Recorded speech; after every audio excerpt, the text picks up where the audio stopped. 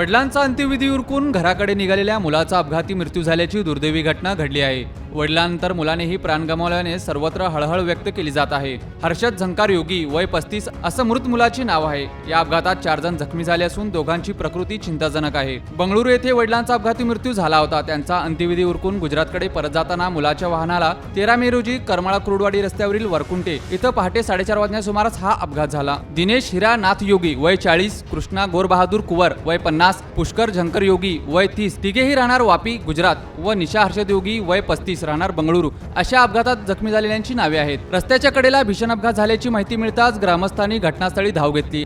अपघाताची माहिती स्थानिक ग्रामस्थांनी पोलिसांना दिल्यानंतर आनंद पवार, हवालदार अप्पा लोहार, सतीश शिंगोले व रुग्णवाहिका चालक साजिद शेख यांनी तातडीने अपघातस्थळी धाव घेतली। अपघातग्रस्त वाहनामधील मयत व जखमींना बाहेर काढून त्यांना करमाळा येथील उपजिल्हा रुग्णालयात दाखल करण्यात आले। यामध्ये 2 गंभीर जखमींना खासगी दवाखान्यात उपचार करण्यात आले व इतरांवर उपजिल्हा रुग्णालयात उपचार सुरू आहेत।